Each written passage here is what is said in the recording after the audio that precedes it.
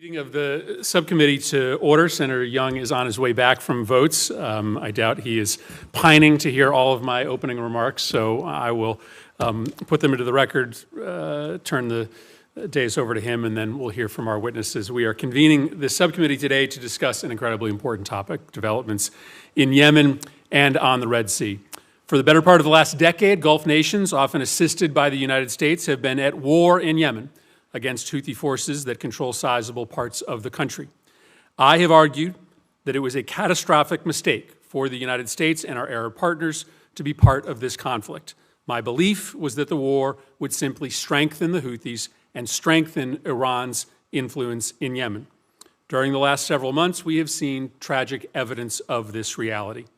Armed with sophisticated technology from Iran and coordinated with the Iranian military, the Houthis have launched a dizzying barrage of attacks, missiles, underwater drones, aerial drones against ships transiting through the Red Sea. The Red Sea is one of the most important geostrategic locations in the world. 15% of international maritime commerce passes through its waters, and now 90% of Red Sea traffic has been forced to choose longer and costlier alternatives. The cost increases to global shipping of this diversion will be significant. Consumers will bear the brunt of that.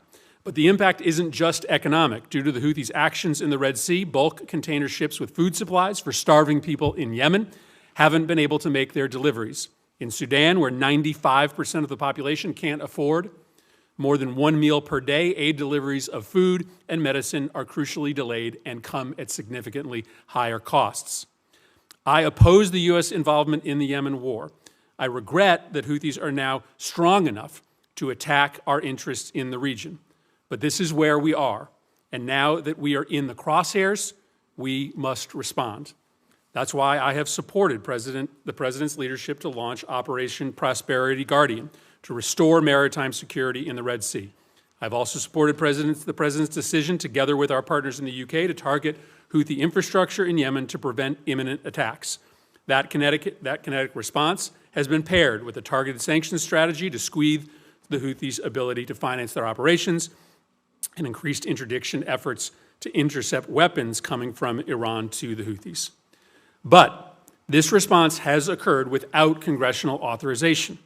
And to my knowledge, there is no existing law that would permit military action against the Houthis. The Constitution requires Congress to authorize acts of war, period, stop. We swore an oath to follow the Constitution. If we believe this is a just military action, and I do, then we should authorize it. But we also need to acknowledge that there is a real risk of escalation in the Red Sea, especially since Iran is unquestionably aiding the actions of the Houthis. Thus, an authorization is important to legalize the existing operations, but also guard against an unauthorized mission creep. Now, I want the focus of today's hearing to be on the on-the-ground reality in the Red Sea, the scope of the threat to the United States, the merits of our existing response plan, and the options going forward. I don't intend for this hearing to turn into a forum on congressional authorization. But for the military campaign against the Houthis to continue, I believe that a tailored, time-bound congressional authorization is not just nice to have, it is required to both authorize and limit the current military operation. And I will be in discussions with my colleagues in the coming days to introduce such an authorization. This debate, if we could have it, would importantly help us understand both the power and the limits of American military might in and around the Red Sea. The broader crisis in Yemen and the lingering war is not over. It is a crisis that Senator Young and I have been focused on together for years. The war that has ravaged Yemen for nearly a decade and created the world's worst humanitarian crisis in Yemen has quieted, but the country is still in dire straits. The United States, through Special Envoy Lenderking, who will testify before us today, regional allies, and the UN, have all been working together with Yemeni leaders and citizens to find a political solution to permanently end the war and resolve Yemen's internal conflicts. Peace will only come through political reconciliation. Our airstrikes can protect U.S. assets in the region and in the Red Sea, but they cannot bring peace to Yemen. This is an incredibly important hearing today. I look forward to our discussion with our witnesses to help us chart that path forward. And I'll now turn it over to Senator Young. Well, thank you, Chairman, for convening this important hearing on a critical foreign policy challenge. I thank our witnesses for appearing today. The actions of Iran's proxies in Yemen and the surrounding waters threaten the lives of innocent mariners and sailors, as well as significant global commerce, and they risk destabilizing a fragile pathway toward peace in Yemen. 9 nations border the Red Sea and connecting gulfs. None of them are Iran. And yet the blood-stained fingerprints of the world's leading state sponsor of terror are all over the Red Sea. Whether it be material support to the Houthis in Yemen or whether it be other means of direct support using its intelligence and command and control apparatus to enable the actions of the Houthis, these actions are having a cascading, destabilizing effect on food security in Africa, global energy prices, and the dreams of millions of Yemeni people to rebuild their society and lives. It's imperative that the administration respond to these actions while demonstrating it is both a strategy for deterring aggression and appropriate legal doctrine for maintaining these global commons. To date, I have not seen such a strategy put forward. I'm encouraged that the Foreign Relations Committee will be holding 2 hearings this week on Iran's destabilizing activities across the region, but I must also point out the lack of public committee action on these and other questions since Hamas attacks on Israel on October 7. I have no doubt about the sincerity of today's witnesses when they will tell us that they're committed to addressing the security challenges across the Red Sea and particularly in Yemen. I do have doubts, however, that the administration has an actionable plan to bring an end to Houthi aggression, Iranian terrorism, and a curtailment of Russian and Chinese meddling in this vital region. Our military actions to date, carried out by incredibly brave U.S. service members, have yet to stop the Houthis. The questions we're thus presented with are, what do we do now? What actions by the United States are we willing to countenance? How do we push back on the Iranian-parroted rhetoric tying the Houthis' actions to Israel's fight against Hamas? How do we continue to push for a stable peace process in Yemen? I hope that we'll be able to get at these topics today, and I hope that we'll hear from our witnesses today. What we hear will help us all better understand how the administration plans to ramp up its response to finally take seriously the need to respond adequately to the threats facing the Red Sea. Finally, I'd like to mention the names of Navy Special Warfare Operator First Class Chris Chambers and Navy Special Warfare Operator Second Class Nathan Gage Ingram. And I'd like to acknowledge and offer my sincerest sympathies to their families.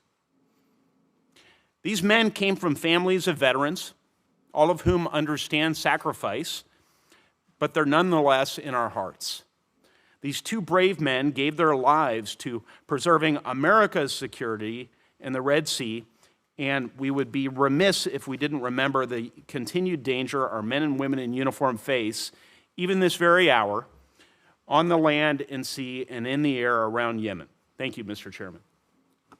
Thank you very much, Senator Young. And let me add my words and sentiments of sympathy. Thank you for that recognition. The chairman is joining us today, and I turn it over to him for some opening remarks. Senator Murphy, first I want to welcome Ambassador Linder King and Secretary Shapiro to our committee and thank them for their service. I want to thank you, Mr. Chairman, and Ranking Member Young for conducting this hearing. I think it's extremely important. I just want to add my support for your opening comments on the responsibility of Congress in regards to the AUMF authorization for use of military force. I agree with you that the administration should be seeking that authority, and it's our responsibility to respond to it. And I also want to acknowledge your leadership and Senator Kane's leadership in regards to that issue. 1 or 2 points I'd just like to make. I'm very interested in learning where Iran's command and control was involved in regards to the Houthis campaign. I think as much information as we can get as to the responsibilities for the proxy activities by Iran would be helpful to us. And then the point that you raised earlier, and that is, how is the campaign in regards to the Red Sea with the Houthis affecting the prospects for peace within Yemen from the warring parties. I think these are all issues that are going to be very important for us to learn today, and I thank you very much for conducting this hearing. Thank you very much, Mr. Chairman. Let me introduce our two witnesses, and then I'll turn it over to both of you for 5-minute remarks. It's my pleasure to introduce Tim Lenderking, U.S. Special Envoy for Yemen. Mr. Lenderking is familiar to many of us on this committee, previously served as Deputy Assistant Secretary of State for Arabian and Peninsula Affairs in the Near East Bureau at the Department of State and held other key positions at the State Department in the region. Dan Shapiro is here with us today, again, well known to this committee. He is currently the Deputy Assistant Secretary of Defense for the Middle East.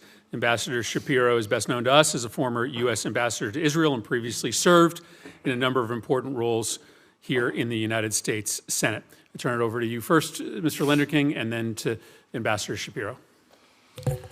Chairman Murphy, Ranking Member Young, distinguished members of the subcommittee, thank you for this invitation to speak with you about the situation in Yemen and the administration's response to ongoing Houthi attacks in the Red Sea and the Gulf of Aden.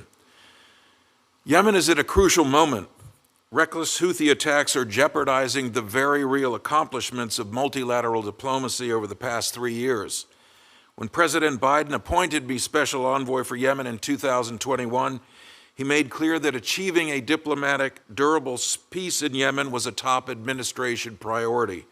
That has not changed, and there is tangible progress to point to. In 2020-21, Yemen was a hot war with more than 400 cross-border attacks per year and tremendous destruction of infrastructure, countless deaths inside the country. Now, both the cross-border attacks and that destruction have ceased. And after more than 50 trips to the region over the past 3 years, I remain convinced that peace in Yemen is not only possible, but serves U.S. interests, those of our regional partners, and of course the Yemeni people themselves. The people of Yemen deserve to live in peace. Despite the Houthis' illegal maritime attacks, the April 2022 truce between Yemen's warring parties continues to hold. Violence inside Yemen remains at the lowest level since 2015, and Yemen's humanitarian crisis, while still acute, is less severe than at its peak. Until the Houthis' escalation, average Yemenis were beginning to see a way back to stability. We should not lose sight of these milestones, even as we necessarily degrade and destroy Houthi military capabilities and condemn their attacks on civilian shipping. In December, UN Special Envoy for Yemen, Hans Grunberg, announced that the parties to the conflict had reached an understanding on a roadmap for peace, including a durable ceasefire and an inclusive Yemeni political process. We have strived for and supported these goals. And the UN roadmap remains Yemen's best hope to end the conflict. Yet, as we have all seen since October, the Houthis are throwing this progress away. Iran is equipping and facilitating Houthi attacks in the Red Sea. Credible public reports suggest a significant number of Iranian and Lebanese Hezbollah operatives are supporting Houthi attacks from inside Yemen. I can't imagine the Yemeni people want these Iranians in their country. This must stop. The Houthis risk killing mariners from many nations every time they launch an attack, which now they have done on more than 45 occasions. By attacking oil tankers and other ships carrying hazardous materials, they are accountable for environmental catastrophe in the Red Sea. By making maritime traffic through the Red Sea costly and dangerous, the Houthis are exacerbating economic and humanitarian conditions in Egypt, Sudan, Ethiopia, and elsewhere. These attacks on commercial vessels are acts of terrorism. The Houthis are not even adhering to their stated goals. They are mostly striking ships with no connection whatsoever to Israel and driving up the difficulty and cost of delivering humanitarian aid to people around the world, including, of course, to Yemenis themselves. Since they hijacked the Galaxy Leader on November 19th, they've held hostage 25 innocent sailors from 5 countries. The Houthis should release them immediately and unconditionally and not behave in this reckless manner. What they're doing is piracy. Houthi hypocrisy becomes even clearer as we look at their continued abuse of the human rights of the Yemeni people. Their detention facilities are filling up with political detainees. They are recruiting child soldiers and indoctrinating them in hate. They are blockading the city of Taiz, Yemen's 3rd largest city, and they routinely restrict humanitarian access. Don't take it from me. Ask the Yemeni people. In response to the Red Sea threat, the United States and our partners are employing a multi-pronged military, economic, and diplomatic strategy to raise the cost of continued attacks and shift the Houthi calculus. The U.S. military has acted quickly and decisively to thwart the Houthi military threat. In addition, on February 16th, our designation of the Houthis as a specially designated global terrorist went into effect. The designation is a powerful means to hold the Houthis accountable. In parallel to targeted military strikes and the terrorism designation, we are also working every diplomatic channel to speak with one global voice to condemn Houthi attacks. Building on strong and unanimous statements from the UN Security Council and the G7, the United States mobilized a group of 44 states to call out Houthi provocations in the strongest possible terms. On January 10th, we secured passage of UN Security Council Resolution 2722, which demands a halt to these reckless attacks. These efforts are one component of a broader diplomatic strategy. Even as we degrade and disrupt Houthi capabilities, squeeze their terrorist financing, and shame them on the world stage, we must also seek diplomatic off-ramps. We're working multiple channels to make clear to the Houthis that they must cease their attacks immediately. Let me be clear, we do not seek this confrontation, but we will respond to the attacks. I remain hopeful, as the envoy for Yemen, that we can preserve a diplomatic path forward, but the Houthis are harming their own people by putting off the peace process. Ultimately, peace in Yemen serves the interests of all Yemenis, just as it does those of the United States and our regional partners. The United States stands ready to support. Thank you again for your invitation today. I look forward to the discussion and your questions. Thank you. Ambassador Shapiro. Thank you, Mr. Chairman, Ranking Member Young, and members of the subcommittee. I appreciate the invitation to speak with you today about the Houthis' terrorist and piratical threats in the Red Sea and the Department of Defense's work to protect civilians and restore safe and free navigation for all legitimate maritime traffic in one of the world's most critical waterways. I'll summarize the Houthi threat and our guiding principles for addressing this critical issue. Since November 19th, the Houthis have conducted at least 48 attacks against commercial shipping and naval vessels in and around the Red Sea, through which 15% of all global trade flows. They've used anti-ship ballistic missiles, anti-ship cruise missiles, unmanned aerial systems, uncrewed surface vessels, and in one instance, a helicopter-borne seizure. Despite the Houthis' claims, these attacks are almost entirely unrelated to Israel and Israeli-affiliated shipping. And to be clear, any such attacks would be entirely illegitimate anyway. These are indiscriminate attacks that are as much an affront to maritime commerce as is piracy. And they've affected the interests of more than 55 nations and threatened the free flow of commerce through the Red Sea, a bedrock of the global economy. These attacks have prompted more than a dozen major shipping operators to suspend transits of the Red Sea, causing a spike in insurance rates for vessels in the region, and most importantly, putting the lives of innocent mariners and our service members at risk. The Houthis' attacks are also driving up prices and causing delivery delays in critical humanitarian items, such as food and medicine in places where they're needed most. This is adversely affecting those in need of assistance around the world, including in Sudan, Ethiopia, and indeed in Yemen itself. And to cite one regional country suffering significantly from Houthi terrorism, Egypt has seen Suez Canal transit fees declined by some $100 million per month, depriving it of a critical source of foreign currency. Most recently, the Houthis launched a series of anti-ship ballistic missile attacks and UAS attacks against commercial ships in the Red Sea, including one that impacted the MV Islander on February 22nd, wounding a member of its crew, and one on February 18th against the MV Ruby Mar. They severely damaged that vessel, putting it at risk of sinking, forcing the crew to abandon ship, and causing an 18-mile oil slick in the Red Sea. The Houthis have also launched weapons toward our warships, including an anti-ship cruise missile that the USS Laboon intercepted. The Houthis have also fired medium-range ballistic missiles against Israel that have threatened or caused damage not to Egypt, to Jordan, and Saudi Arabia as well. It's clear that these Houthi attacks represent an international problem that affects all nations committed to the exercise of navigational freedoms and the free flow of commerce. These attacks, which affect the entire region and nations across the globe, cannot go unchallenged. And this problem demands a broad-based and collective response. So our guiding principles are to internationalize the response to the Houthis' attacks in coordination with our allies and partners, and to nest military, diplomatic, and economic...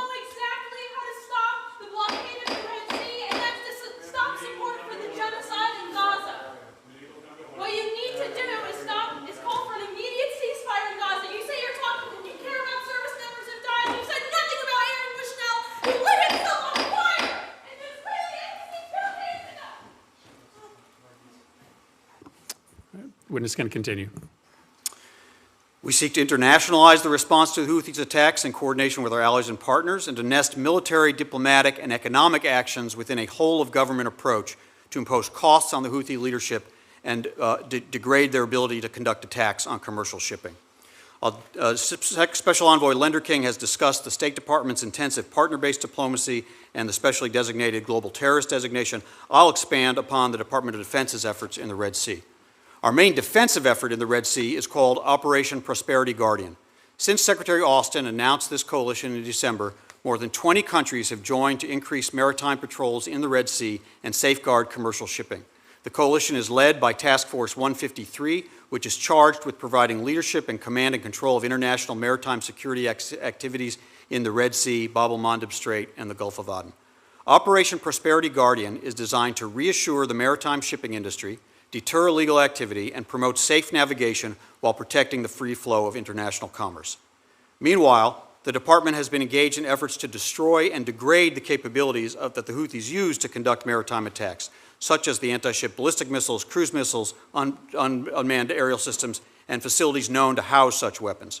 On January 11th, January 22nd, February 3rd, and February 24th, at the President's direction, we executed deliberate, carefully planned multinational strikes against Houthi targets in Yemen, alongside the United Kingdom, and with the support of a growing number of partners that now includes Australia, Bahrain, Canada, Denmark, the Netherlands, and New Zealand. In our most recent deliberate strike this past Saturday, we struck 18 targets across 8 locations in Houthi-controlled Yemen, including Houthi underground weapon storage facilities, missile storage facilities, one-way attack unmanned aerial systems, air defense systems, radars, and a helicopter. Beyond coalition strikes, U.S. forces have also conducted self-defense strikes against Houthi targets, including missiles and UAS on launchers, posing an imminent threat nearly 36 times over the past few weeks. In total, we've struck over 230 targets in Houthi-controlled Yemen through both deliberate and self-defense strikes, likely destroying hundreds of Houthi weapons. That's not including the dozens of Houthi missiles and UAS that U.S. and partner naval vessels have intercepted and shot down over the Red Sea.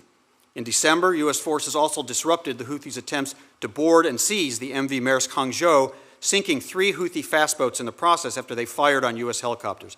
The Houthis have not attempted another seizure since that incident. However, they do appear committed to sustaining standoff maritime attacks with the remaining inventory of weapons. Complementary to our efforts to degrade and destroy Houthi capabilities, I'd like to mention the Department's efforts to stem the flow of Iranian-origin lethal aid to Yemen that enables these attacks, and to publicly expose Iran's support to the Houthis. On January 11th and January 28th, U.S. naval forces interdicted dhows carrying Iranian-origin lethal aid to the Houthis in clear violation of international law. And Senator Young, I want to thank you for recognizing our 2 Navy SEALs who perished in the January 11th interdiction. In these interdictions, U.S. forces discovered over 200 packages that contain components of unmanned underwater and surface vehicles, propulsion, guidance, and warheads for Houthi medium-range ballistic missiles and anti-ship cruise missiles, air defense-associated components, military-grade communication and network equipment, anti-tank guided missile launcher assemblies, explosive, and other military components. These are the very same weapons that have been employed by the Houthis to threaten and attack U.S. Navy vessels, but also innocent mariners on international merchant ships. In support of our efforts to publicly expose Iran's support to the Houthis, the Defense Intelligence Agency published this unclassified report providing clear and compelling evidence that the Houthis have employed Iranian-origin missiles and unmanned aerial attack vehicles in these attacks. Iran doesn't control the Houthis in the way it does Iran-aligned militia groups in Iraq and Syria, but it certainly has the choice to provide or withhold support to the Houthis, without which the Houthis would struggle to effectively track and strike vehicles in the Red Sea and Gulf of Aden. We've made it very clear to Iran that we hold it accountable for attacks by its partners and proxies, and believe Iranian leaders are aware of the consequences should these attacks result in U.S. casualties. Our actions in Iraq and Syria have demonstrated the administration's willingness to directly hold Iran responsible for militia attacks, and to underscore, in response to a continuing pattern of Iranian and Iran-backed attacks against U.S. personnel and facilities, and the continuing threat of future such attacks, the United States has taken, and as necessary will continue to take, military action against the IRGC and its affiliates. In conclusion, while the Department of Defense supports the overall aim of de-escalating tensions and restoring stability in the Red Sea, we will not hesitate to defend civilians and protect the free flow of commerce in one of the world's most critical waterways. I look forward to your questions. Thank you both for your testimony. We'll start a round of 5-minute questions. Envoy Lender King, you have spent the better part of the last 3 years both speaking to and trying to understand the Houthis and their rationale for their engagement in a variety of conflicts. Their rationale for these strikes is ridiculous on its face. They say this is connected to Israel's response in Gaza, and yet they are attacking ships indiscriminate of the ship's flag. This seems to have nothing to do with what is happening in Gaza. But it's really important that we understand what the reasons are for this engagement, what the Houthis' goals are, because it will help us shape a response and help us try to rebuild deterrence. So I'd appreciate you talking to the committee for a moment about why you think the Houthis have chosen to engage the United States and our allies in this way by attacking the shipping lanes in the Red Sea, and what you think the goals are of that engagement. Well, thank you very much, Senator, and thanks for all of your support over the years for this effort that we've engaged on to bring a peace deal in Yemen. Very grateful for that.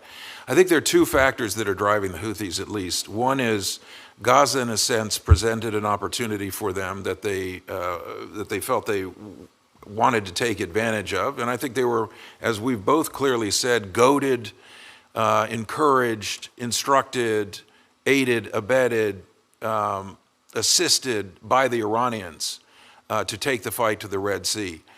And I think they have had an opportunity to put some of the weapons that they've been able to accumulate over the years on display, both through the attacks on civilian infrastructure in Israel at the beginning of this conflict and now on the Red Sea, testing all of these items that they have been able to either receive from the Iranians in violation of UN Security Council resolutions, or to construct in their own country with the parts that are smuggled in on these dhows. And I think they have sought, as you note, Senator, to link this to the Gaza situation. It is entirely an illegitimate linkage, and you rightly point out they're attacking ships in a reckless manner, including those that have. Witness will suspend. Committee will be in order. Including those destined, they even attacked one ship that was loaded with corn for Iran. They've attacked Russian ships, Chinese ships. They've engendered a huge amount of international enmity as a result of that. And I think you see that reflected in the number of countries who are speaking out in various ways about the problem. But I think the fact that they continue this and have said publicly that they will not stop until there's a ceasefire in Gaza is an indication that we're not yet at the point, unfortunately, where they do intend to dial back. Ambassador Shapiro, the administration has largely pointed to General Article 2 authorities as their justification for this military campaign. I know that you don't serve in the DoD's General Counsel office, but this looks to me like war in every bit of the constitutional sense. We have engaged in multiple rounds of strikes. We have a limited number of boots on the ground. We have taken casualties. We have prisoners.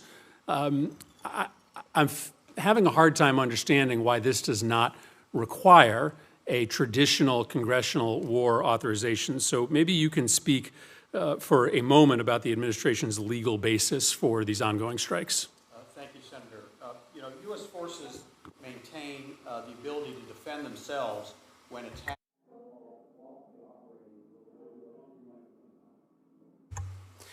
U.S. forces maintain the ability to defend themselves when they're operating lawfully on the world's oceans, and they have the right, and indeed they have the obligation, to defend and protect U.S. shipping that comes under attack from various sources, including piracy, when they're transiting international waterways. The President did direct the deliberate strikes consistent with his Article 2 authority as Commander-in-Chief. to protect and defend U.S. personnel and certain partners. The strikes are also necessary and proportionate actions in the exercise of the United States' inherent right of self-defense, reflected in Article 51 of the United Nations Charter. Beyond that, I'd certainly defer to colleagues in the Office of the General Counsel. On appropriate occasions, the President has forwarded to the Congress a report consistent with the War Powers Resolution, but I'll defer to my colleagues to go further. Senator Young.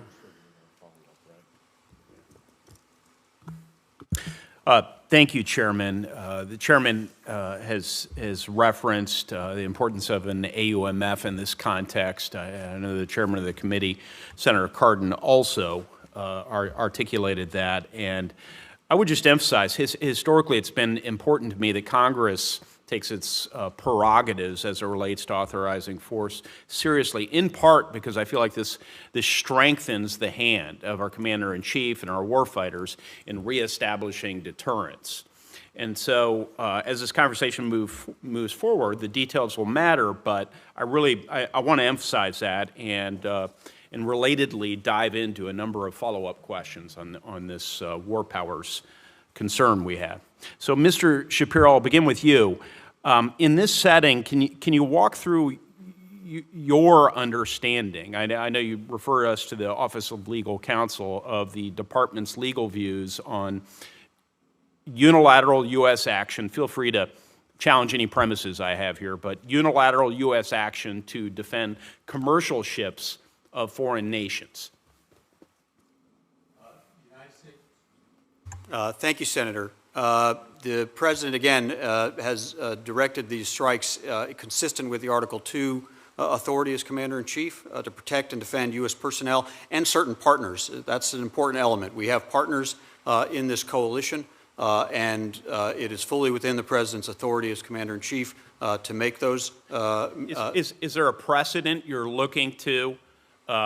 Give me just one. That gives a legal basis for Operation Prosperity Guardian's multilateral defensive shipping. Yeah, Senator, I'd have to defer to colleagues to find the historical precedents for that, but that is a inherent part of the President's Article 2 authority. I've got to say, did you not anticipate questions about the legal rationale before you came before the subcommittee? Senator, we did indeed, and those are the answers that we believe provide the President the authority to conduct these operations, both the defensive operations and indeed proportional responses. This is about as rigorous as, I'll say for the record, not for you, of course, because you've been tasked with being here, but those are about as specific as the administration's rationale that they gave with the war powers notification. So we're going to need more information on a going forward basis. Reporting in Bloomberg stated a legal theory is being developed by the administration that operations in international waters aren't even considered hostilities, or that brief and intermittent strikes don't constitute hostilities, and thus would not trigger the war powers resolution. Can you speak to that? I'm not familiar with that legal theory. The strikes... I think I read about this in the New York Times. Yeah, I'm not familiar with that legal theory from internal conversations within the administration. The strikes against U.S. vessels, against international mariners, are strikes, certainly when it involves U.S. ships, that the U.S. Navy is obligated and has the right to defend against in international waters. And there are necessary and proportionate responses under Article 51 of the United Nations Charter. Has the United States military entered into hostilities with the Houthis? Yes or no? I representative of the administration. These are strikes on Houthi targets. That might be a correct term. I don't know if that's the correct legal term for what we're engaged in, but we obviously have struck, as I said, many, many targets in Yemen where the Houthis have weapons that they have used and are using and sometimes are in the process of using against us and against our partners. What is, I'll change gears a little bit. What's the long-term assessment of what authorities the administration is going to need if it continues this prolonged exchange of fire with the Houthis? It's very hard to speculate on hypotheticals about how the conflict could evolve. Until now, I think we feel very strongly the President has the authorities, the ones I've articulated. I don't think there's any question, and this hearing is part of that. The administration is committed to consult with Congress on additional actions going forward and the authorities under which that would be conducted. Thank you. What's the administration's anticipated endpoint at which it assesses it has restored deterrence? We need to see the Houthis stop these attacks. We clearly have not seen that yet. They clearly feel that it serves some interest, whether it's an internal one, whether it's an Iranian agenda, whether it's a regional raising of their profile, whatever it is. And we have removed and degraded considerable capability. They still have capability. Yes, sir. So until they stop, we are not done.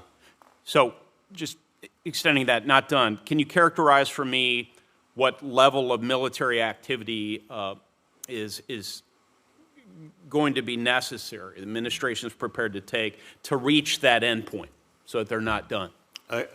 Senator, again, it's very hard to speculate. Much of it depends on when they decide they have endured enough of the strikes that we and degraded enough of the capability that we are capable of and exercising now on an ongoing basis. We hope to restore stability and de-escalate tensions in the region very soon. So we don't want to assume this will take a particular amount of time. We want to use all the tools and the partners and the capabilities we have to make very clear to them and, of course, to Iran, their supporters and sponsors, that this must end, and we'll continue to take action until it comes to an end. Chairman. Senator Kaine. Thank you, Mr. Chair, and thank you to the witnesses. Houthi behavior is abhorrent, but I've got to admit, I have grave skepticism about what we are doing right now. I have grave skepticism about the legal authorities. I have grave skepticism about the absence of true shared responsibility with nations whose ships are being attacked by the Houthis. Why should the U.S. and the U.K. be shouldering the burden of protecting other nations' ships? And I have serious skepticism about the effectiveness of this operation in terms of de-escalating either the attacks in the Red Sea. To begin with, on legal authority, I think we've all conceded that there is no congressional authorization for these hostilities. The hostilities definition under the War Powers Resolution has clearly been met when we're talking about 200 attacks on Houthis. We're losing troops, they're losing civilian casualties and others. This is hostilities. There's no congressional authorization for them. To claim that this is covered by Article 2 self-defense, Article 2 self-defense means you can defend U.S. personnel, you can defend U.S. military assets, you probably can defend U.S.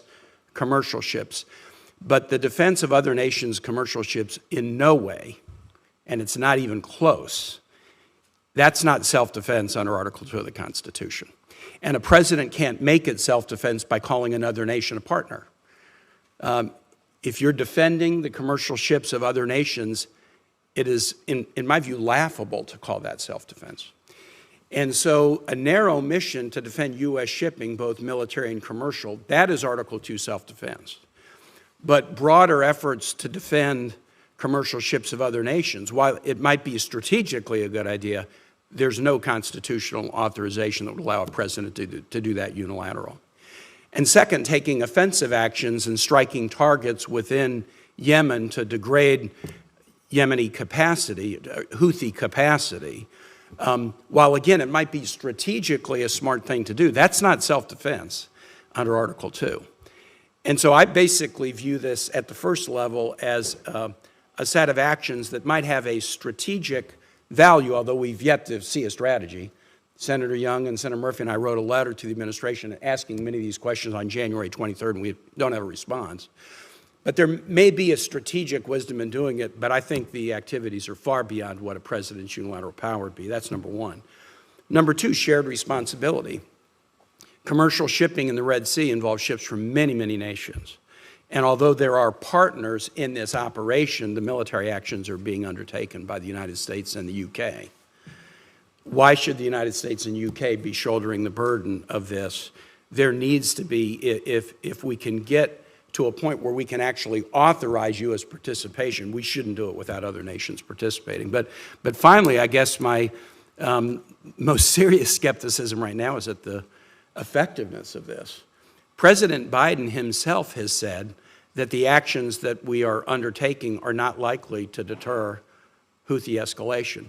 And I am a little disappointed that you so quickly try to pull cold water on the idea that this is connected to the war in Gaza. These attacks started, Secretary Shapiro, as you said, on November 19. The Houthis have said this is because of the war in Gaza. Now, you've pointed out instances of ships that weren't going to Israel or instances of ships that had food that were going to nations that needed food. But I think the most natural interpretation of this is the Houthis seeing some suffer in the region or saying others are going to suffer in the region until we figure out a response. And I would venture to suggest that about the only time we've seen something that was a de-escalation moment was in the week-plus-long pause in Gaza when the first hostage deal was done. And so trying to reestablish deterrence, I don't think you're going to do it if the 200 strikes become 400 strikes, 800 strikes, 1,200 strikes. I think you will reestablish deterrence when we get a hostage deal that leads us to a truce, that leads us to humanitarian aid into Gaza, that leads us to the ability to discuss whether whatever that truce period is can be extended. And so I hope you don't just pour cold water on the idea that, oh, this isn't really related to Gaza, because the timing of it was related to Gaza. They're saying it's related to Gaza, and the only period of de-escalation that we've seen was during the first hostage release. I'm going to continue to press on the legal authority questions, and I think many of us have these questions, and there's some difference of opinion, I think, on the committee about whether this U.S. strategy is going to involve de-escalation at all, or whether it's actually going to foment more regional conflict. I consider myself in the camp of senators who believe the U.S. involvement in another war in the Middle East would reflect that we learned virtually nothing over the last 25 years. And we definitely shouldn't slip or slide into a war. This is the kind of thing that can lead us to slip or slide into a war, and that's why Congress needs to be engaged and have a debate about whether this is a mission that's in the national interest or not. I yield back, Mr. Chair. Thank you. Senator Romney. Thank you, Mr. Chairman. For the witnesses' benefit, I'm not going to be talking about the AUMF, but I think we've discussed that fully, and it's an important topic, and I concur with the direction of the questions that have been asked so far.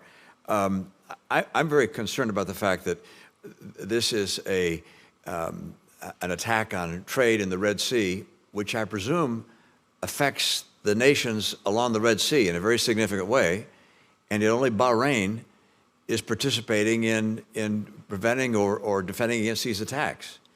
What is the administration's effort with Saudi Arabia in terms of becoming more involved in this effort, and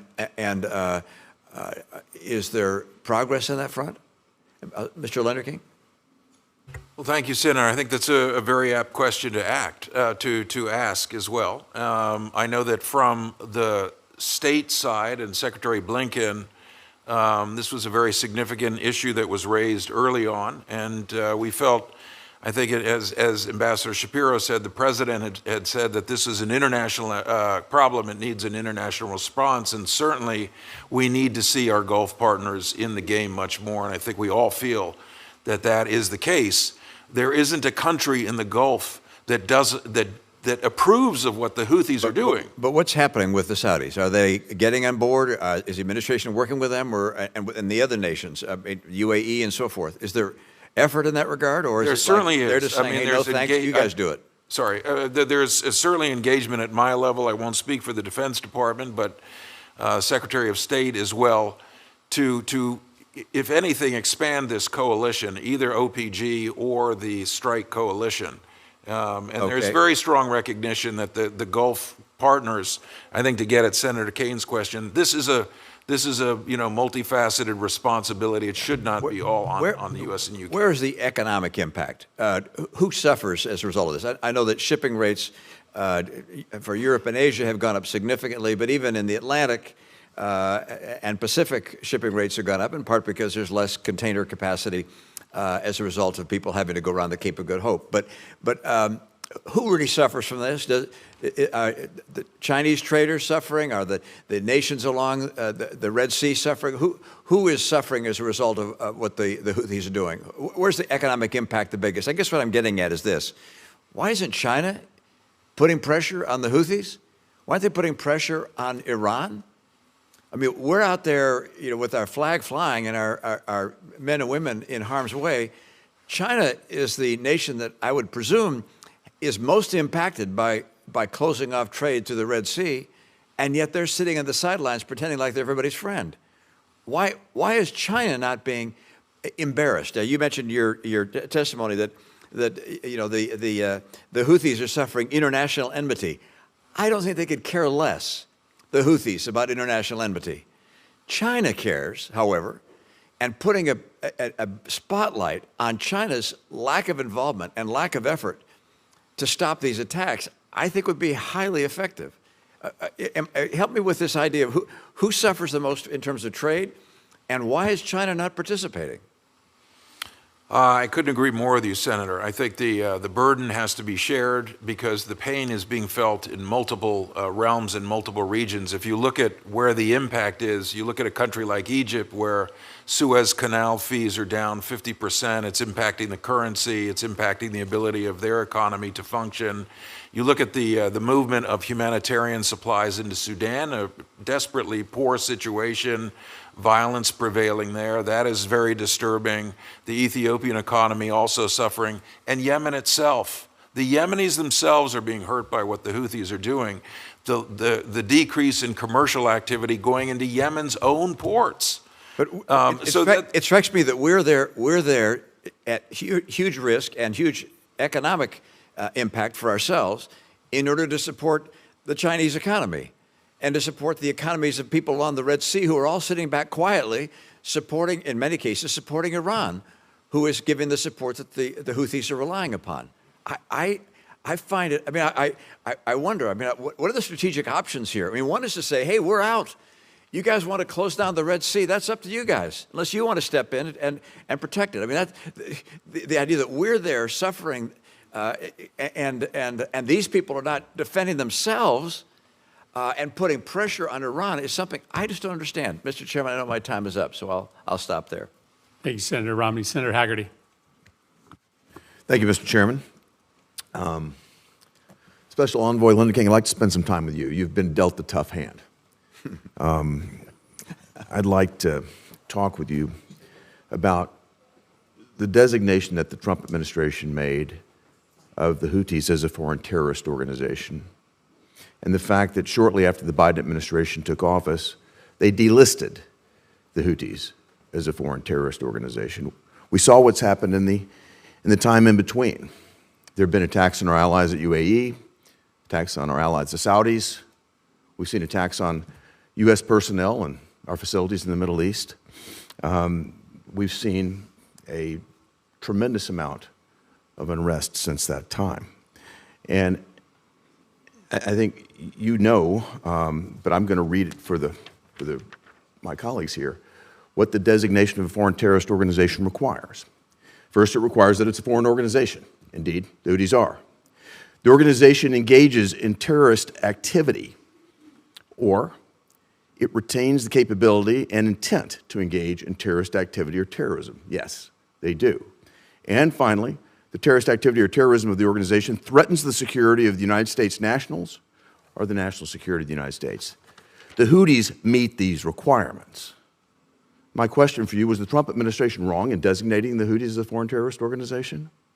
Well, thank you, Senator. At that time, as you probably know, there was a strong movement within the Trump administration to designate the Houthis. It led to the FTO. A new administration came in, sought to prioritize Yemen as a foreign policy priority, And I believe that effort has borne fruit in terms of the peace process, which I described. But yes, over time. I heard you describe the peace process, but with all due respect, I also saw the article in Foreign Affairs where our national security advisor claimed that the Middle East was the greatest period of peace we've ever seen, and now we've seen what happens. My question is, what do the Houthis have to do to be declared a foreign terrorist organization? Do they have to kill Americans? Certainly not. I think we have come down hard with this designation that we have. The FTO is a possibility. I think we can constantly assess the impact of the campaign that we're doing, both the military, the impact of the designation. The SDGT, Senator, that I described will cut off financial networks, their ability to fundraise. It will put some hurt. And if we need to adjust to the FTO, if these attacks continue, then well, we they have certainly that have option. continued at a rapid pace. I'd like to see more than a little hurt. I'd like to see this addressed, sir. Let me go to another thing that concerns me, and that has to do with the diversion of the aid that we send to Yemen. I think about what Hamas has done with the aid that we've sent to Gaza. I'm deeply concerned that the Houthis may as well divert the aid that we're sending, the U.S. taxpayer-funded humanitarian aid that we're sending into Yemen. And I've got a very disturbing example here. I'm sure there are others. But the Biden administration right now is sending over $1.1 million for the Yemen-based operations of Norwegian People's Aid. Norwegian People's Aid.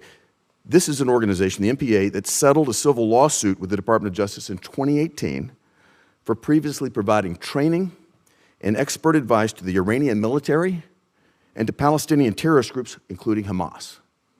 And we're sending our tax dollars there. They started receiving them in August of last year, and they're supposed to be receiving them all the way through September of this year. We shouldn't send a penny to an organization like this. So my question to you, and I know this is a tough question to answer, but can you guarantee that our taxpayer dollars that are going to Yemen aren't in some way being diverted to the Houthis to support this activity that we're talking about right now?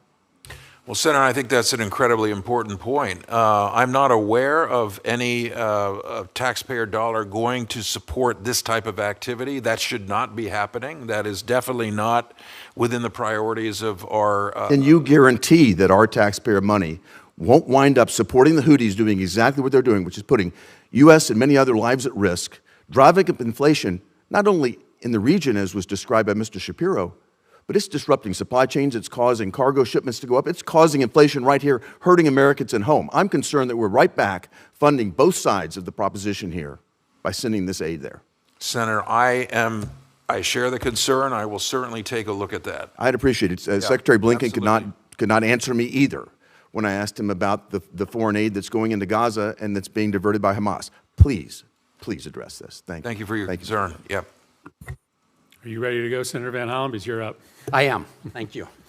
Thank you, Mr. Chairman. Welcome to both of you. It's great to see you. And just to my friend, Senator Hagerty, I would suggest everybody look at the statements, including a recent renewal of the statement by David Satterfield, our ambassador, that makes it absolutely clear that when it comes to aid being provided by UN organizations and international NGOs, that there have been, he's gotten no reports of diversion, even from our Israeli friends, and I'd be happy to share that with the Senator.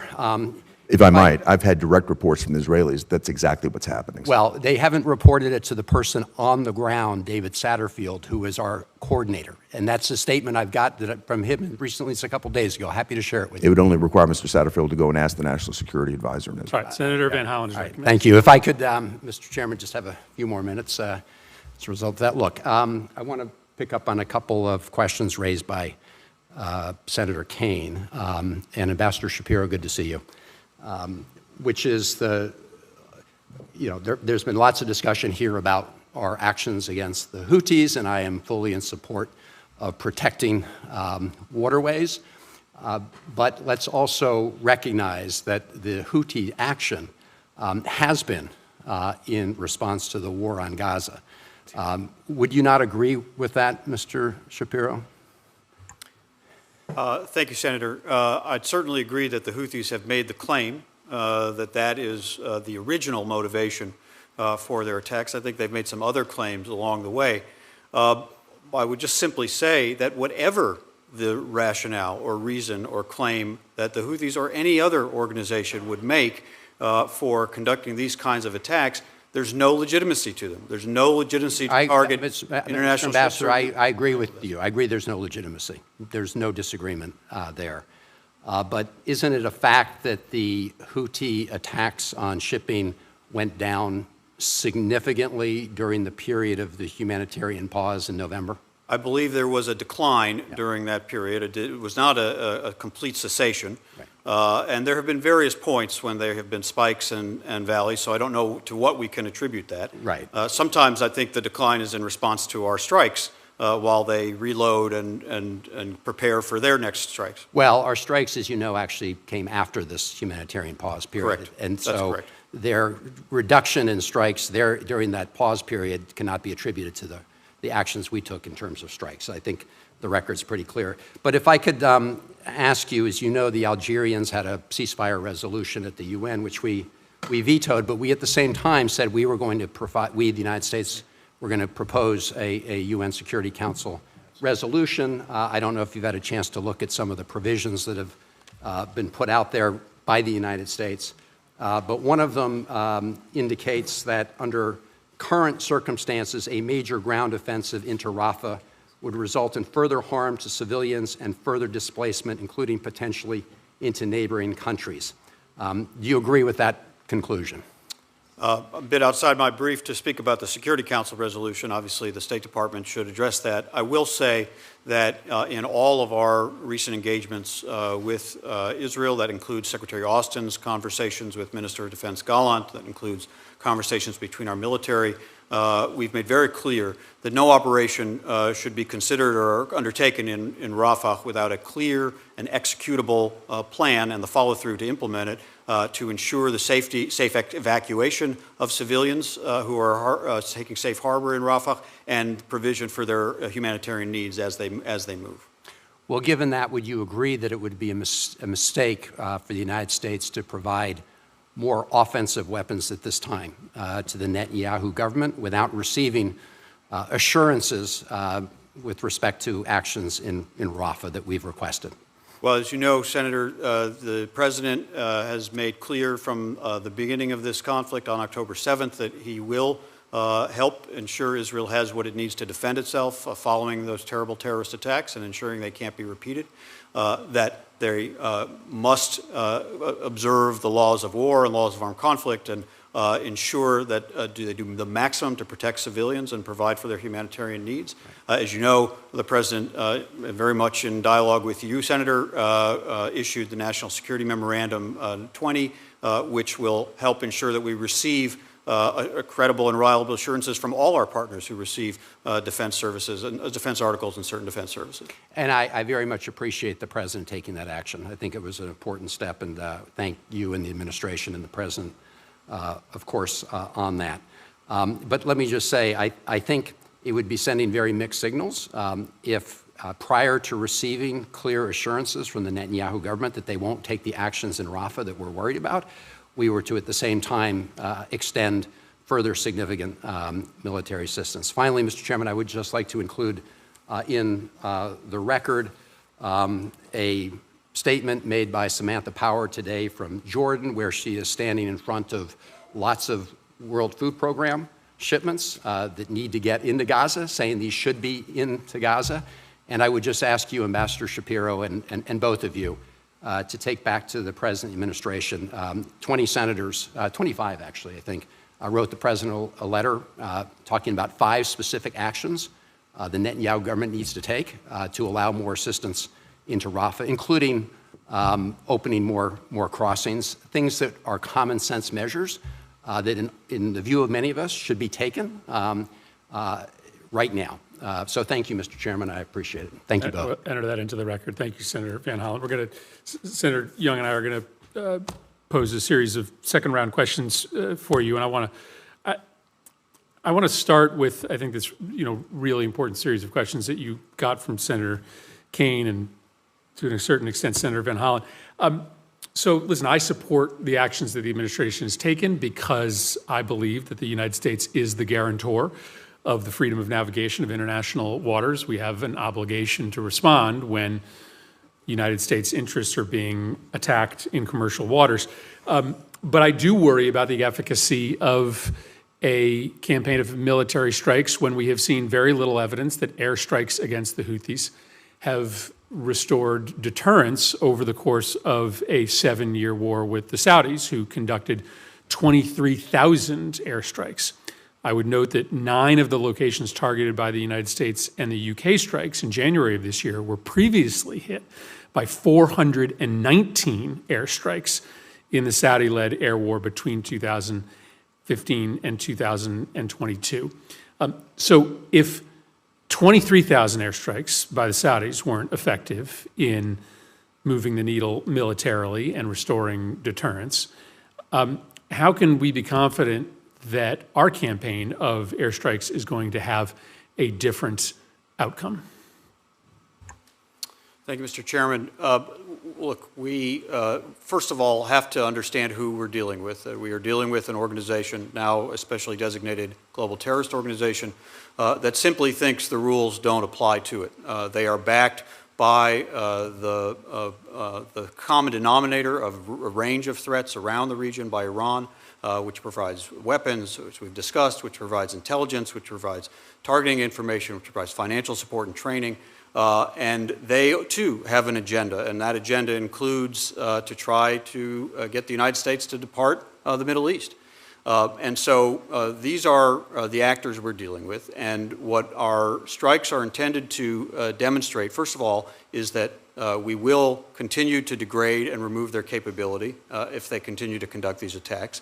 We will also try to interdict as much as we can and work with our partners on that. We will, of course, defend those who are transiting the waters, and that we will be prepared to take additional actions if there are obviously additional threats against us or against our people. We have demonstrated that very clearly in our responses to the tragic attack on Tower 22 in Jordan, and there was a very strong U.S. response in Iraq and Syria against IRGC-affiliated targets, individuals, and facilities.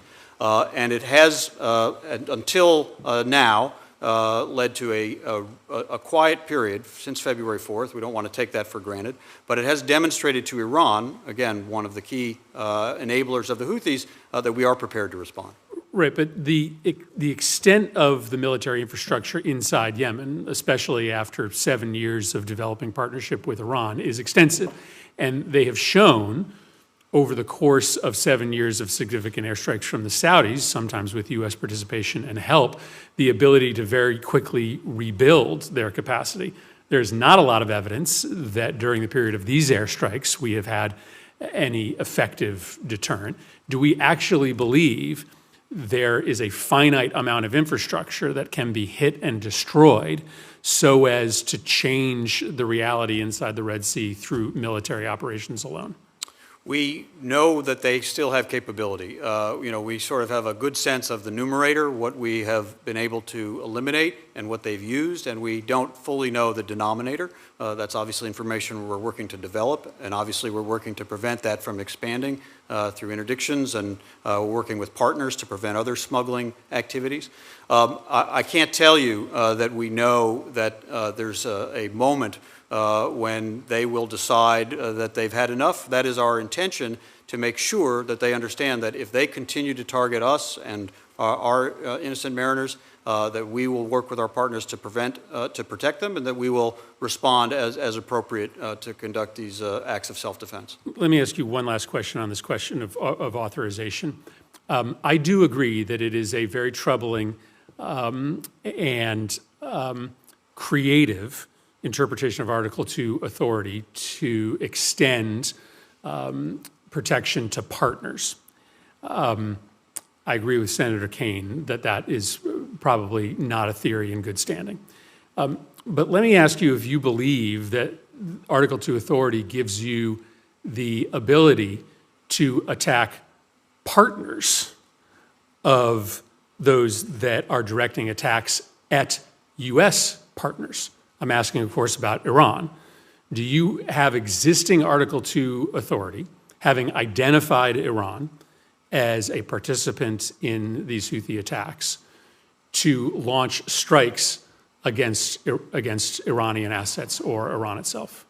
I'd really be overstepping to speculate on authorities that would be cited for strikes that have not taken place. I will say that the President's Article 2 authority was very much relevant in the response strikes in Iraq and Syria following the attack on Tower 22 in Jordan, in which 3 U.S. service members were killed. And I do think that has an impact. That has an impact in Iran's thinking, since the targets included IRGC-affiliated facilities, and it included individuals that IRGC was well known to support in their attacks on the United States. So I think they take that seriously, and they should take that seriously. Senator Young. Special Envoy Leonard King, the Houthis had indicated that if they were relisted as a specially designated global terrorist group, that they would expel humanitarian workers and take other actions. We're just days, frankly, into this going into effect, this relisting. Can you provide any update on where those threats stand, as well as the practical implications of this designation on the ground? Thank you, Senator. I mean, the Houthis took a few actions which honestly haven't had a great deal of impact. They did, as you note, threaten to expel U.S. and U.K. Aid workers in Yemen. There are a number of U.S. and U.K. nationals who do a lot of great work on the humanitarian side in Yemen. From what I understand so far, the Houthis have not made good on those threats. They issued legislation, quote unquote. I say that in quotes because they're not a legitimate government. They're not internationally recognized. They are a militant group and recently designated as a terrorist group also. They took action to designate us. And they've said that they will continue their attacks on shipping. So they've taken a few steps, which I think are mainly for their own public consumption. You've spent, over the years, you've spent countless days in the region. You may head there again soon. We were discussing before the hearing. Can you describe how the narrative has shifted since the brutal attacks on October 7th in terms of bringing peace to Yemen from before the war to now? Well, I think a significant number of Yemenis want to see the Yemen conflict ended, and I think it is heartening that, as I mentioned earlier, that the truce which was set in April of 2022 has essentially held inside Yemen. So despite the fact that there is attacks on the Red Sea by the Houthis, by Red Sea shipping, the internal war in Yemen is not heated up. And we're very concerned that that could happen and be another effect, if you will, of a prolonged situation on the Red Sea. So we want to, and by the way, Senator, I think it's important also that the roadmap that I described is something that the parties, that is the Yemen government and the Houthis and the Saudis, all say they still want to see achieved. And I think that's important. But that's the where key priority, that's where I was headed next. Yeah, key priority, of course, is to get the Red Sea attacks under control, stopped. And what if there's ongoing escalation? What will be the implications for your broader efforts to try and reconcile? No question that a broader escalation or continuation of the status quo undermines the peace effort which we've worked very hard to achieve over the last 3 years, and would, ultimately, I think, degrade our own interests in the region, which are solidly behind seeing a peace effort in Yemen. We do not want a return of al-Qaeda in Yemen. We do not want ISIS building up its capabilities in Yemen.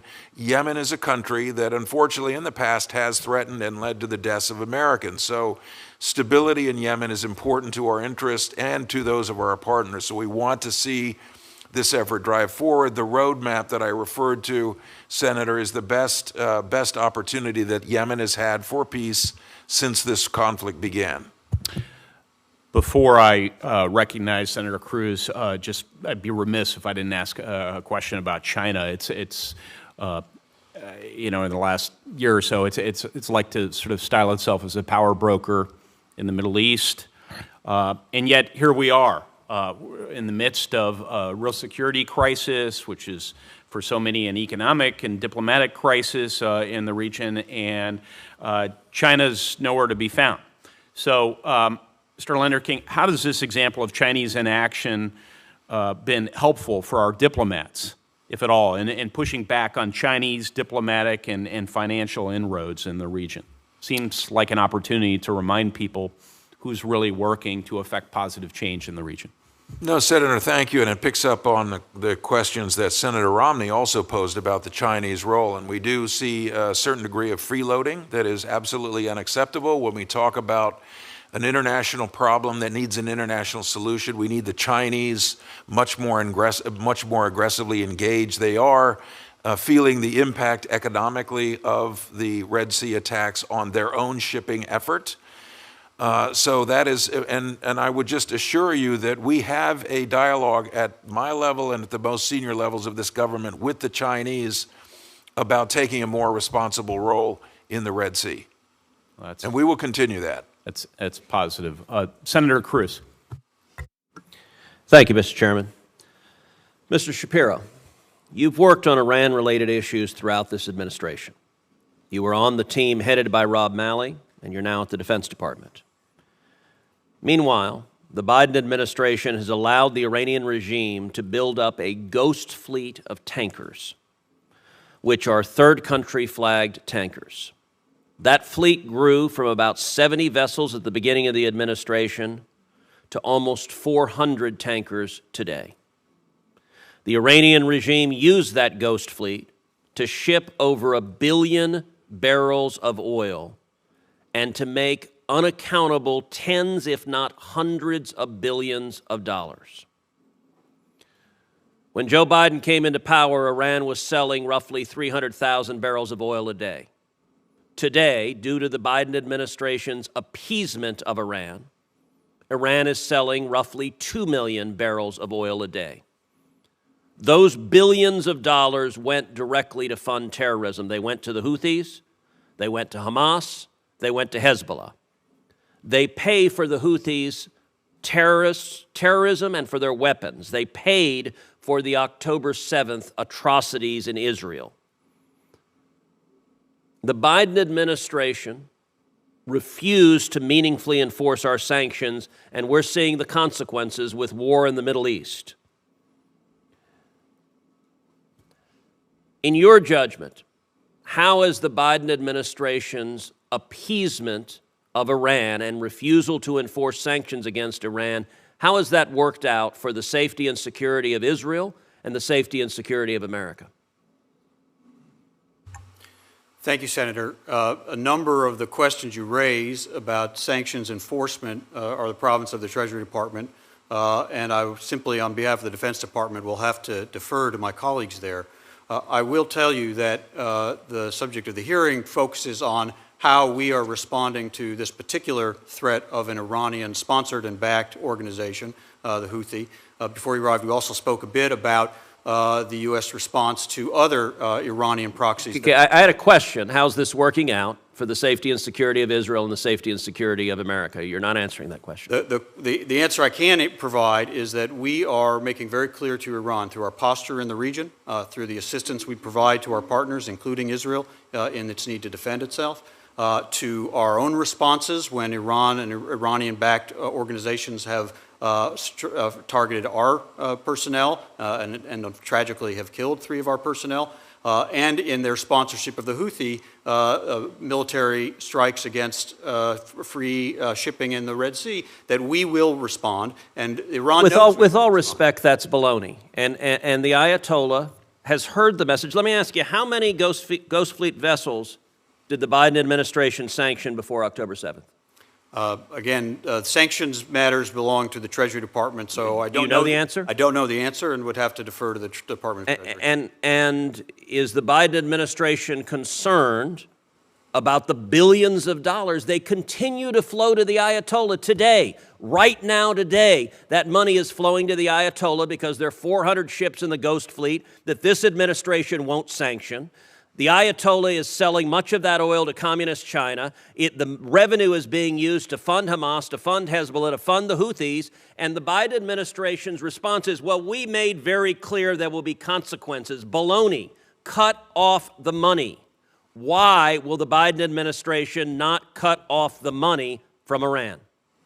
Senator, I really have to stay in the lane of the Department of Defense. What we have made very clear. Did you work with Rob Malley and his task force? I worked for a few months as an advisor to then Special Envoy Malley, yes. And you were ambassador to Israel. You have long experience in the region. I find it impossible that you have no views on the $100 billion plus that Joe Biden has gifted to the Ayatollah that has been used to murder Americans and murder Israelis. I'm asking you, isn't it time to cut off the money?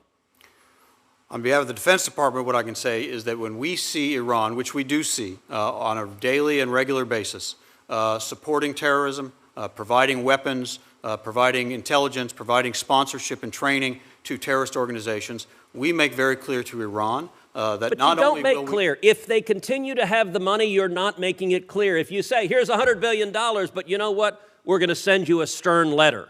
Well, that $100 billion is being used to fund weapons. Let me ask you, all right, and it's not just Iran, by the way, the Houthis. Listen, the Trump administration rightly designated the Houthis as a foreign terrorist organization. Within a month of taking office, what did the Biden administration do? Delisted the Houthis. Now, finally, last month, the Biden administration was forced to relist the Houthis and to designate them as a specially designated global terrorist group. How did it work out, delisting the Houthis for 3 years? Did they behave just quietly, or did they continue to be the terrorists they've been the whole time, even while the administration was trying to appease them?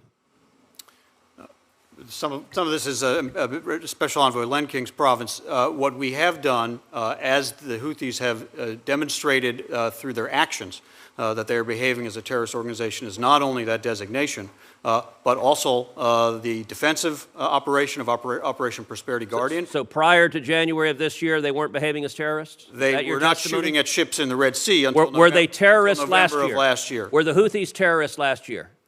They were designated as a designation that took I'm asking you, is it DOD's view? Were the Houthis terrorists in 2023? Yes or no? They were a designated terrorist organization as of a few days ago when it took office on February. And your delisting them was indefensible, and it's proven catastrophic. Just as a quick follow-up, Mr. Shapiro, to Mr. Cruz's line of questioning, forces in the region have interdicted shipping. Special Envoy Leonard King referenced it earlier, interdicted the shipments from Iran over to Yemen for a number of years running. Can you describe briefly, and then I'll turn it over to my colleague, Senator Barrasso, Mr. Shapiro, how's the smuggling situation evolved since October 7th and since we've surged our forces into the Red and Arabian Sea? Thank you, Senator. The smuggling continues. We know that it continues. I think to get into details to describe exactly what we are seeing, the volume, the routes, the shipments would probably require speaking in a closed session. But because we continue to see those efforts we have undertaken, and NAVCENT in particular has been in the lead on this, enhanced efforts to identify and then interdict those shipments when we see them. We do communicate with various partners who could also bring that capability to interdict. Ambassador Leonard King and I have worked together on looking at opportunities to strengthen the inspection mechanism of UNVIM, which tanker shipments that are on their way into the Hodeidah port of Yemen are also searched for weapons. This is a work in progress. So I believe the smuggling does continue, but because we know it continues, we are upping our efforts to interdict those shipments. Senator Barrasso. Well, thanks so much, Mr. Chairman. Thanks for holding this meeting. Mr. Leonard King, last week I was in Djibouti. We have 140 members of the Wyoming Air National Guard there. They're right there at the tip of activities. It's a hot spot. What we see is happening, with attack on the ships that are trading to the point where they can't get through the Suez Canal, they can't get insurance, they're going around Africa. It's adding about 12 days to the transit time, concern adding to the costs, significantly the impact of foreign trade. All of these things as a result of the Houthis and what they're doing in that area, aiming at ships, some with drones, sometimes with missiles. It's only about 11 miles that I was there at the point, looking how close things were. So they're in a hot spot. The day I get back, the New York Times has this big expose about the fact that the administration has really fallen down on the job of trying to prevent the sale of Iranian oil to China. They reported 59 million barrels of oil on, they described them as shadowy tankers that left Iran, and all of these have ended up in China. And then the cash from all of this ended up in Iran, and they said at the lowest prices of oil it would be $2.8 billion, but likely much more as prices fluctuate. Secretary of Treasury came to Congress. She testified, this is before that report came out, that, oh, things are fine, that we're doing everything we can. American people don't believe it. The soldiers that are there risking their lives don't believe it, because that's the money that's being used. There was 140 attacks by the Houthis, funded and by Iran, on American soldiers in the last 4 months. We know where the money's coming from. A lot of it's coming from the sale of oil that we should be blocking, or other funds that go from the United States. I think the administration has failed completely. I think the president is just being outworked and outplayed and outmaneuvered by the Iranians. I think the world is seeing a diminished president who's just not up to the job. What are you doing from the standpoint of the State Department to prevent this ongoing effort to sell, for Iran to be able to continue to sell to China? I mean, they're working together, and Iran's also giving drones to Russia. You have North Korea being belligerent as well. It just seems that we are not where we want to be. As a State Department official, what's your response to all this? Well, thank you, Senator, first of all, for visiting Djibouti. It's not necessarily everybody's first thought of where to go, but we have important interests there. I've been there 3 times in this particular job, so I'm aware of the details about which you speak, and we do have a very important interdiction and inspection operation for Yemen ships that is based in Djibouti, called the UN Verification and Inspection Mission. But certainly agree with you that the Iranians are not supposed to be able to sell that kind of oil to China. I think there are very vigorous efforts to counter that with our partners and allies, and that kind of funding I think that you are speaking about is in violation of not only U.S. interests but also numerous UN Security Council resolutions. Yeah, well, and it does seem that it was the New York Times expose that actually brought it to the fore, because the administration seems to be unaware of all of this that was happening out there. I think the administration, I'm not the Iran expert, Senator, but I think the administration is aware of it and would certainly look into these reports in more depth now that they've been... If they're aware of it, then they tried to mislead Congress intentionally, because the Secretary of Treasury said we're doing absolutely everything possible, and then all of a sudden this gets showed to the world from a press coverage. So anything you want to add on this? Okay. Well, we can go on and on. The other thing that I saw in Djibouti, and I asked you to comment on this, and you saw as well, China is building a large base there. You can see it from the air coming in. You can see it from the ground. China's making significant investments in that area. Our base in Djibouti was an old French Foreign Legion base, which is why it's named after the commander of the base at the time. But China's making communist China is making significant investments right in that area, where the Gulf of Aden comes down and then goes up into the Red Sea. And from a State Department standpoint, anything that you're noticing with that and we need to be concerned with? Well, certainly, Senator, I think we are very conscious and aware of Chinese expansion in the Gulf region, which is by and large not in our interests. I think that's very much a part of the engagement that we have with the Chinese and also our partners in the region and in East Asia as well. Okay. And then to Mr. Shapiro, last month, Qatar Energy decided to suspend all transits through the Red Sea.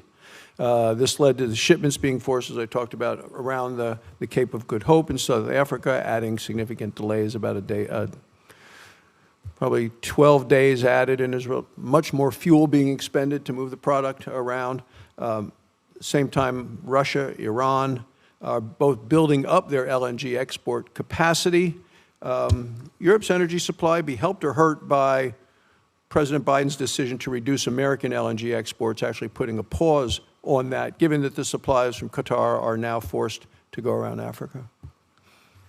Senator, I'm certainly not an expert on energy markets or energy export policies, so I think I'll decline to answer the question. Well, it's hurting. It's Sorry? hurting. I'll just tell you the answer. Yeah. It's hurting. May I address your question about China, if that's all right? Please. Because China's been mentioned on a couple of occasions, and I think it's actually quite noteworthy. One of your colleagues mentioned that what's quite clear is that China is playing no role to help with this multilateral international effort to defend legitimate shipping in the international waterways. And it is one of those moments when I think it has become clear to many of our partners in the region, sometimes when people ask questions, are they going to remain committed to the U.S., or they ask, will the U.S. remain committed to the region, or will they have alternative security partners? They do not have an alternative security partner in China. There is nobody other than the United States who will do what we are doing to defend freedom of navigation in this region. And so I actually think it's been a moment of clarity about U.S. influence in this region in this regard. I don't know if either of you want this question, you comment. What is the administration's strategy to ensure Europe is not forced to turn to Iran and Russia for LNG now that the U.S. is not wanting to export it based on the president's new policy? I think it's a bit beyond the Defense Department's area of focus. Well, it's indefensible. Thank you. Thank you, Mr. Chairman. Thank you very much, Senator Barrasso. Let me thank both of you for being here today. In particular, Envoy Leonard King, let me thank you for all the hard work that you had done previous to the eruption of this conflict to try to bring a political settlement to the people of Yemen. I know we were close, and I think one of the reasons why we need to place an imperative and a priority on bringing to close this round of hostilities is so that you and others can get back to the work of trying to midwife that political compromise. I noticed an individual with a resemblance in the audience, and so I want to welcome your father and stepmother to the hearing today. You should be very proud of the work that your son has done to try to bring peace to a region that has been without it for far too long. With that, thank you both for your testimony. Senator Young and I were just commenting this has been one of the most substantive in wide-ranging hearings that we've had on this committee. We're going to keep the record open for members to submit questions until the close of business Thursday, and with thanks to the subcommittee, this hearing is now adjourned.